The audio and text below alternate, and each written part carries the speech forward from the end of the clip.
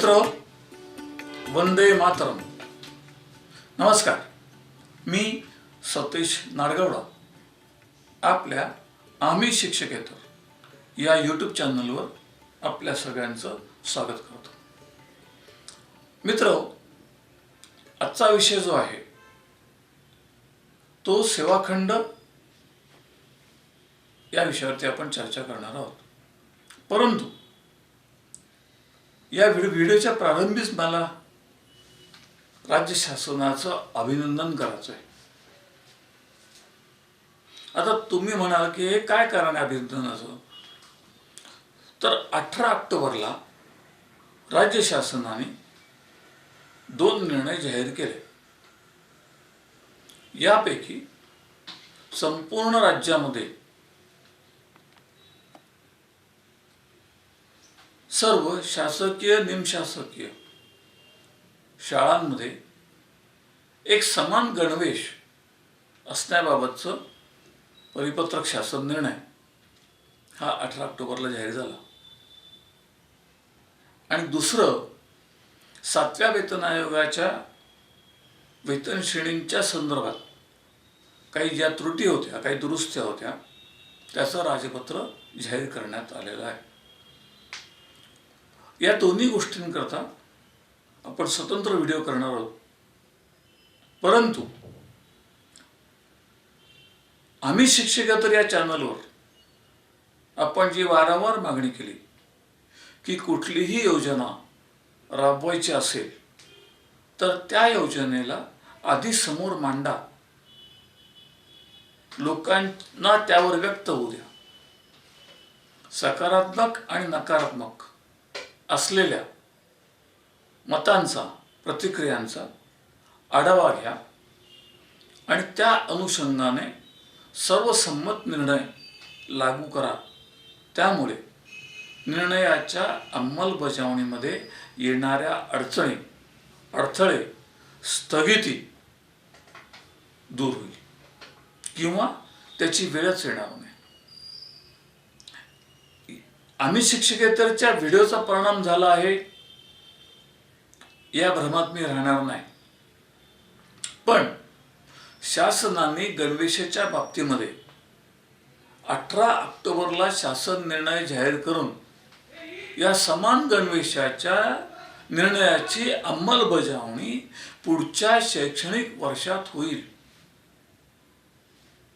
ही आमची मागणी कबूल केली, मान्य केली आणि निर्णयात दाखवली. याबद्दल शासनाचं अभिनंदन. शासनानं यापुढे अशा काही योजना राबवायच्या असतील तर याच पद्धतीचा अवलंब करावा अशी शिफारस, विनंती आणि अपेक्षा व्यक्त करून मी आपल्या आजच्या सेवाखंड या विषयाकडे वळतो. या विषयाकडे वळण्यापूर्वी मी सर्वप्रथम आम्ही शिक्षकेतर या यूट्यूब चॅनलचे संचालक माननीय ॲडव्होकेट श्री विजय देशपांडे नागपूर यांचे आभार व्यक्त करतो. कारण त्यांनी विशेषतः या विषयाच्या अनुषंगाने काही मतं, काही विचार मांडले. ते विचार मी आपल्यासमोर व्यक्त करतोय. मित्र, सेवाखंड या विषयातला भाग आपण 2 भागाची विभागणी करू. पहिला भाग येतो तो सेवेचा, सेवा, सर्व्हिस.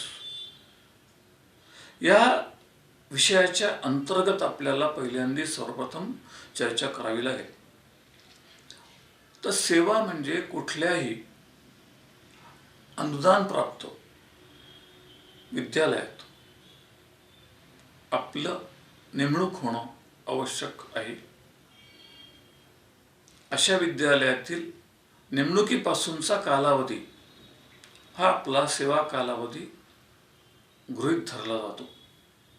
आणि जर आपली नेमणूक 1/11/2005च्या आधीची असेल तर आपल्याला जुनी पेन्शन योजना मंजूर असते. 1/11/5 नंतर आज दिनांकास्तरी जुनी पेन्शन योजना नाही, परंतु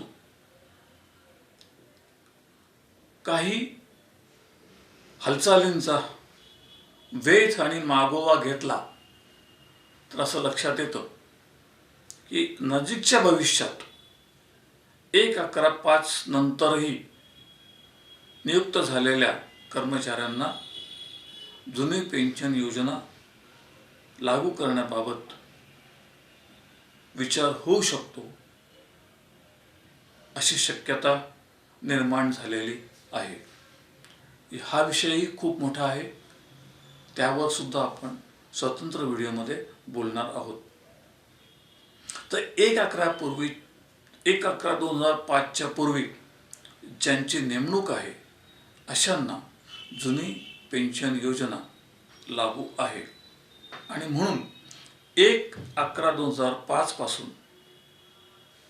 पूर्वीपासून नियुक्त झालेल्या कर्मचाऱ्याची जेव्हा सलग सेवा 10 वर्षांपेक्षा जास्त होईल त्यावेळेला असा कर्मचारी जुन्या पेन्शन योजनेला पात्र ठरतो व अशा पात्र ठरलेल्या कर्मचाऱ्याला पेन्शन मंजूर होत असतं.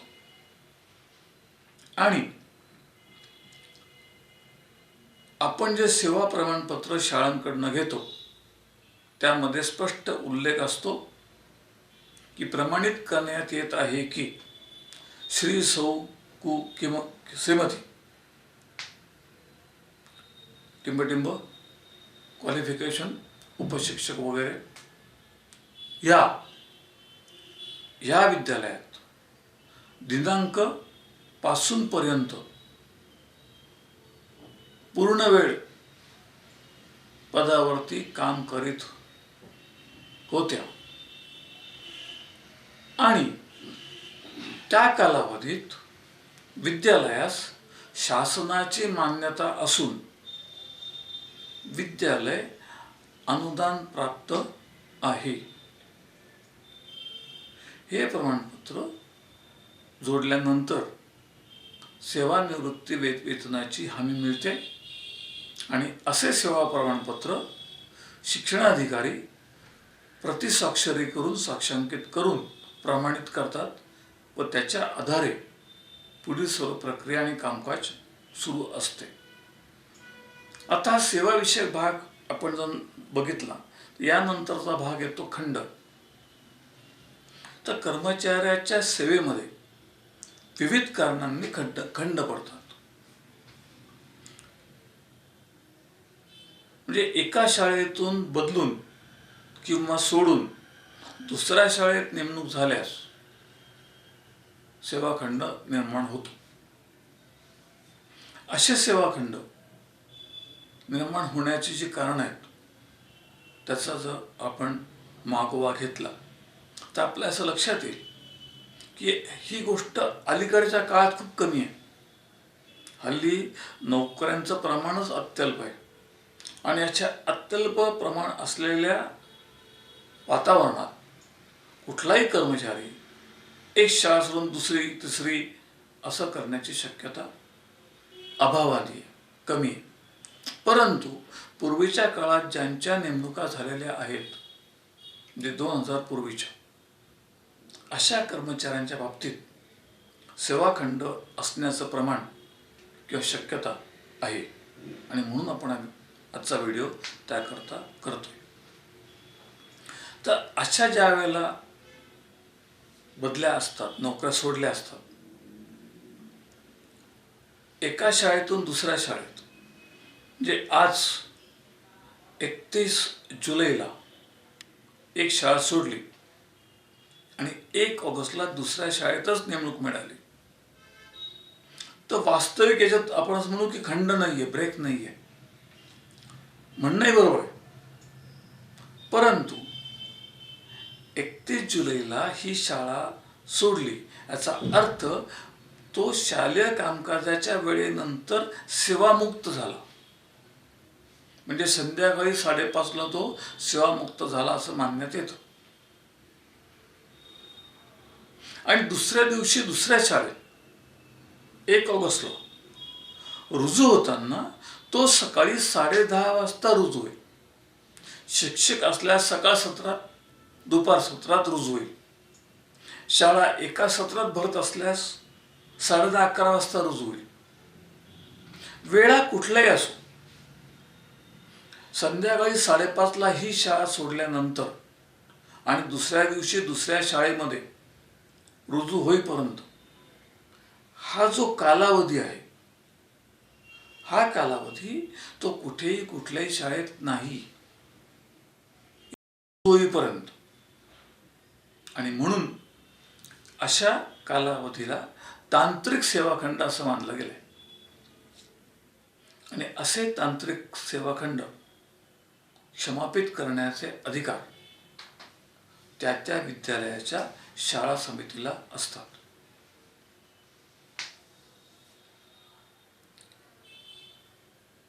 याशिवाय जर या कालावधीमध्ये काही दिवसांचा कालावधी उलटल्यास, म्हणजे उदाहरणार्थ 31 जुलैला ही शाळा सोडली आहे आणि दुसरी शाळा 11 ऑगस्टला रुजू केली आहे, तर 1 ऑगस्ट ते 10 ऑगस्ट हा खंड होईल. किंवा जो काय कालावधी असेल तो त्याच्या सेवेमध्ये खंड धरला जाईल. आणि असे मोठे खंड जेव्हा येतात त्यावेळेला अशा सेवाखंडाचं क्षमापन, कंडोनेशन करावं लागतं. आपण काय करू आता, सेवाखंड होण्याचे आणि पडण्याची कारणं बघू आणि मग त्याच्या क्षमापनाच्या, कंडोनेशनच्या प्रक्रियेबद्दलची माहिती घेऊ. पूर्वीच्या काळी जेव्हा शाळा अनुदानित नव्हत्या किंवा वेतन संस्थेकडे होतं, अशा काळात वेतन वाचवायचं म्हणून कर्मचाऱ्याची, शिक्षकाची नियुक्ती ही 1 जुलैला केली जायची आणि 31 मार्चला किंवा 30 एप्रिलला ती संपुष्टात आणली जायची. यामध्ये महिना, 2 महिन्याचा, 2.5 महिन्याचा वेतन त्याला देण्यापासून संस्था चालक स्वतःची सुटका करून घ्यायची.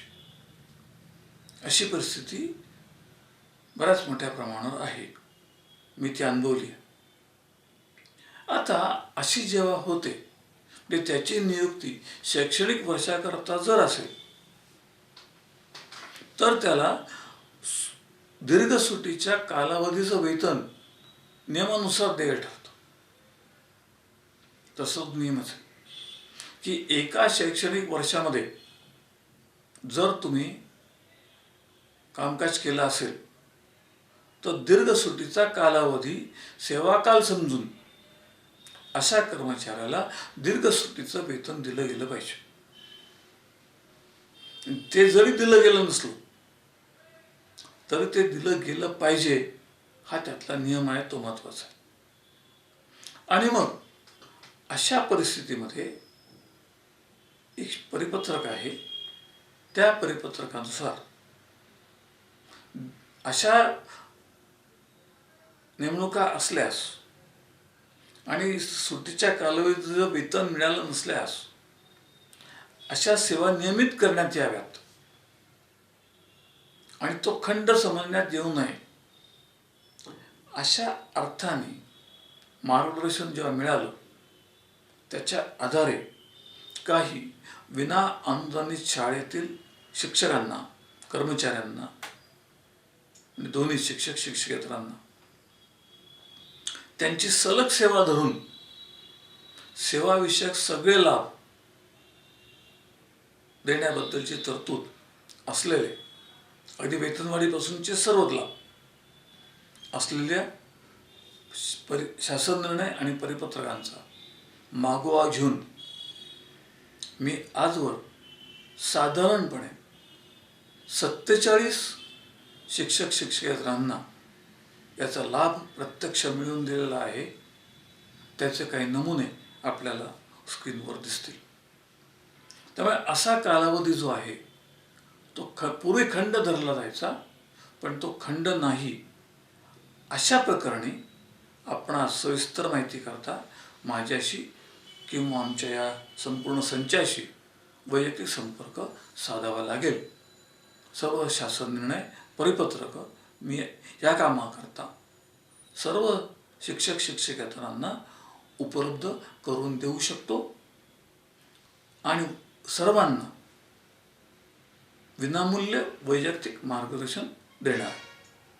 तर याची नोंद घ्या. तर हा जो तांत्रिक सेवा खंड आहे, हा तांत्रिक सेवा खंडानंतर आपण मधला टप्पा बघितला. आता ही जी मर्यादा आहे कुठली, आपण जी मगाशी बघितली ती की 31 जुलैला ही शाळा सोडली आणि दुसरी शाळा त्याला मिळाली नाही, तर तो जो कालावधी आहे,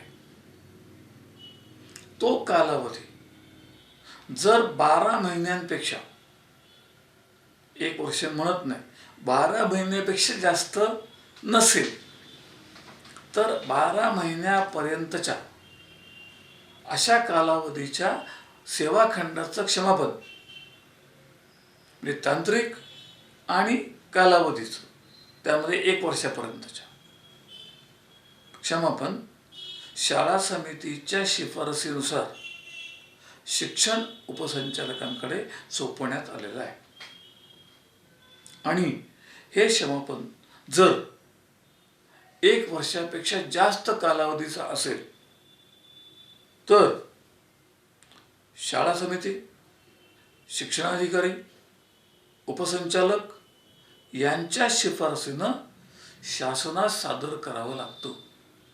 आणि 1 वर्षाच्या जास्त कालावधीचं क्षमापन हे शासन स्तरावर म्हणजे सचिवालयात नव्हतं. याची आपण नोंद घ्या. आपण आता सेवा खंडाच्या अजून एका बाबतीकडे बघणार आहोत. गोष्ट अशी असते की काही वेळेला काही प्रकरणं निर्माण होतात. उदाहरणार्थ, एखादा शिक्षक एका शाळेमध्ये अतिरिक्त ठेवतो, म्हणजे नुसतं शिक्षक नाही म्हणत आहे, कर्मचारी म्हणतो, म्हणजे शिक्षक आणि शिक्षकेतर दोघे त्याच्यामध्ये समाविष्ट होतील. तर असा कर्मचारी एखाद्या शाळेत जेव्हा अतिरिक्त ठरतो तर त्याचं समायोजन शिक्षण उपसंचालकांच्या अखत्यारीत शिक्षणाधिकारी करतात. प्राथमिक स्तरावर संस्थेच्या स्तरावर समायोजनाच्या विषयाला प्राधान्य दिलं जातं आणि संस्थेच्या स्तरावर समायोजन होत नसल्यास स्थानिक शाळांमध्ये जिथं नवीन जागा रिक्त असतील अशा ठिकाणी ते समायोजन केलं जातं आणि तसे आदेश शिक्षणाधिकारी देतात. आणि असे आदेश दिल्यानंतर अशा अतिरिक्त शिक्षकाला आपलं सेवा पुस्तक, प्रमाणित शेवटचा पगार हे आपण ज्याला लास्ट पे म्हणतो ते सर्टिफिकेट, डिस्चार्ज सर्टिफिकेट घेऊन असा कर्मचारी जिथे आदेश झाले आहेत त्या शाळेत रुजू होण्याकरता या शाळेतून मुक्त होतो. ज्याला इंग्लिश म्हणतो रिलिव्हिंग ऑर्डर. आणि हा इथनं रिलीव्ह झाला की त्या ज्या शाळेत समायोजन केलंय तिथे रुजू व्हायला जातो. ही शाळा गावातली असेल तर उत्तमच, नसल्यास त्याला लांबच्या शाळेत जायचं असेल तर तो कालावधी लागतो रुजू होईपर्यंतचा. असा कालावधी हा खंडामध्ये समाविष्ट होतो. त्याच्यानंतर ज्या शाळेत समायोजन झालेलं आहे त्या शाळेचे मुख्याध्यापक आणि संस्थाचालक अशा अतिरिक्त शिक्षकाला समायोजित करून घेण्याचा प्रश्न हा प्रतिष्ठेचा करतात. आणि मग विविध कारणास्तव अशा शिक्षकाला रुजू करून घेत नाहीत.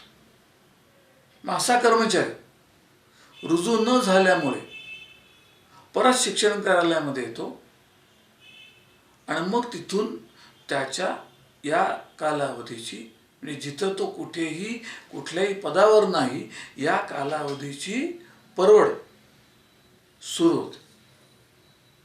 मग प्रक्रिया, नियमांची प्रक्रिया, शिक्षणाधिकाऱ्यांचं पत्र, नवीन शाळा, दुसरी शाळा, या शाळेला समज, हे सगळं सुरू होतं. यामध्ये त्या कर्मचाऱ्याची ससेवर उरपट थांबत नाही.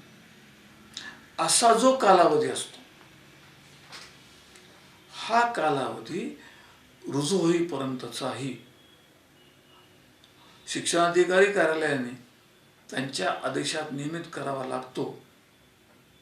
वेतन मिळेल, पण शाळेत जेव्हा तुम्हाला सेवा प्रमाणपत्र लागतं तेव्हा पहिली शाळा तुम्हाला 31 तारखेपर्यंतच पत्र देईल.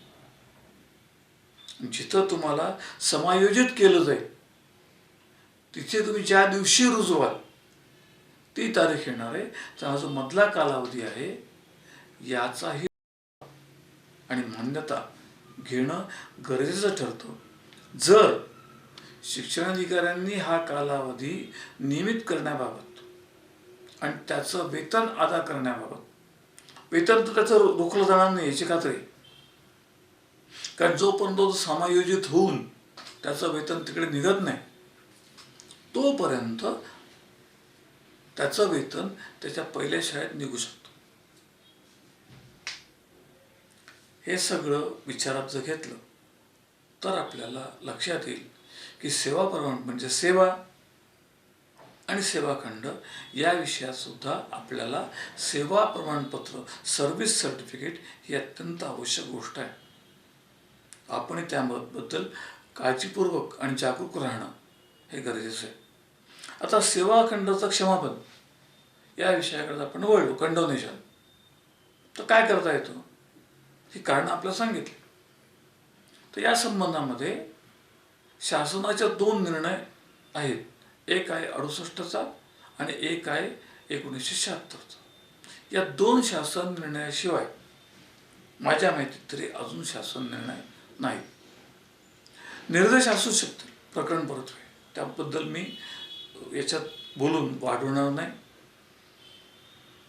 पण या दोन्ही परिपत्रकांचा, शासन निर्णयांचा विचार जर आपण मांडला तर एका वेळेला एका व्यक्तीच्या संपूर्ण सेवा कालावधीत 6 खंड पडले तर ते क्षमापित होऊ शकतं.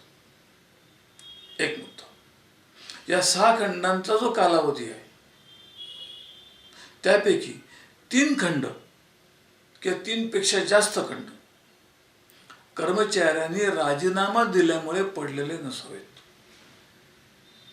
3 पेक्षा जास्त खंड जर पडले असतील 4 तर ते खंड क्षमापित होणार नाहीत. 3 पर्यंत राजीनामा असेल तर ते खंड क्षमापित करण्याची तरतूद या दोन्ही शासन निर्णयात आहेत. याबरोबरच या संपूर्ण 6 सेवाखंडांचा एकूण कालावधी 1 वर्षापेक्षा जास्त असता कामा नये. म्हणजे 6 मिळून खंड 1 वर्षापेक्षा जास्त नको. यापैकी कुठलाही एक खंड 1 वर्षापेक्षा जास्त असेल किंवा संपूर्ण खंड 1 वर्षापेक्षा जास्त असेल तर सदर खंड क्षमापन करण्याकरता आपल्याला शासनापर्यंत पोहोचावं लागेल. कार्यपद्धती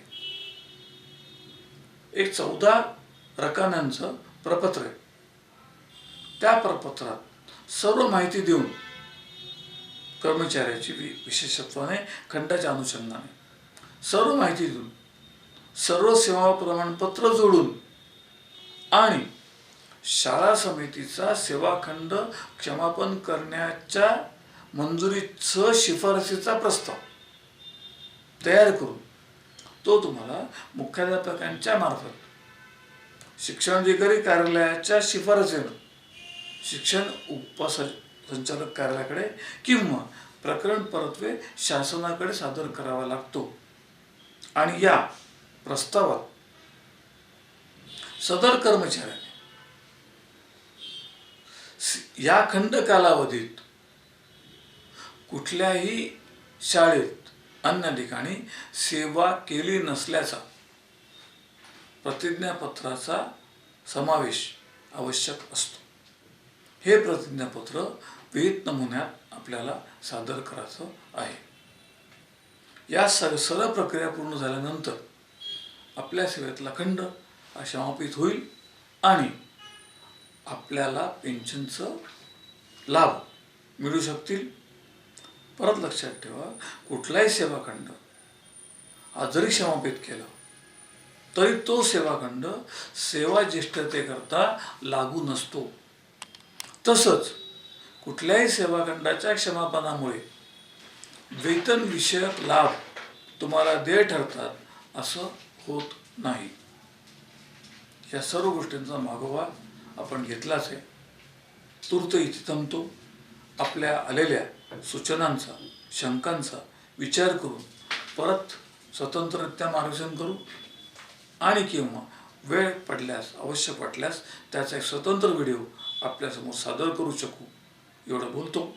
आणि मी, माझे सर्व सहकारी अभय सातपुते, कुपवाड सांगली, अमोल सोनवणे नाशिक, रवींद्र गिरी धामणगाव रेल्वे अमरावती, परशुरामजी डवरी कराड सातारा आणि ॲडव्होकेट विजय देशपांडे नागपूर, तंत्रस्नेही संजय हंडोरे, अवी आणि प्रवीण पोरजे यांच्यासह मी आपली रजा घेतो. नमस्कार.